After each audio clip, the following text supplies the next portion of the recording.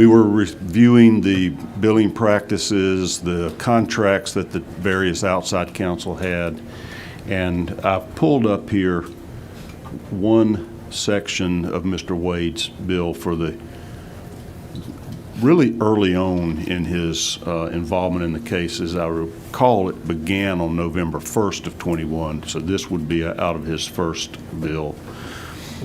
I see on November 5th, prepare case for pretrial, 24 hours on one day. What do you make of that? I mean, I thought it was astonishing that, you didn't sleep for 24 hours. I've been to trial. I'm sorry. I've been to trial and had to work long hours, but 24 straight. But we did question him about that at the hearing, and he said that that's when it was concluded. So how he explained it was November 5th is when the work was concluded. And so he had done that work up until then, and that he only billed when it was concluded. So he said that the 24 hours, who knows when it spanned, but that how he billed was Would have had to concluded. be between November 3rd and November 5th, though, right? So it had to be on the 4th and the 5th, 12 hours a day? It had to be. At least. And, the other thing that I noticed with this is prepared cases for pretrial. At this point, it says anti-corruption unit. His two law partners are the conflict lawyers for the anti-corruption unit. So you've got it's like my husband couldn't represent someone who's adverse to me. Like, my husband is my law partner. He can't be doing privilege review on a case I'm prosecuting. So he's consulting on anti-corruption cases for the DA's office, where his two law partners are doing the privilege review at the same time. That plus the 24 hours are the two things that really struck out to me. So, but the only role he had was this prosecution of this election fraud? Yes. Okay. Yes, the only role. Okay. So when it says anti-corruption, that's the corruption. We're looking at election interference. Yes, he's never worked on any other case. All right.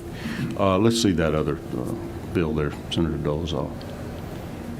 All right, so here's another one, if you can see that okay. This is the one we put up earlier.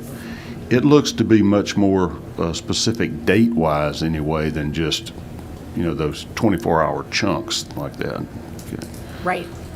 I mean, it's more specific, but it doesn't say what, like, just for example, team meeting and argument prep.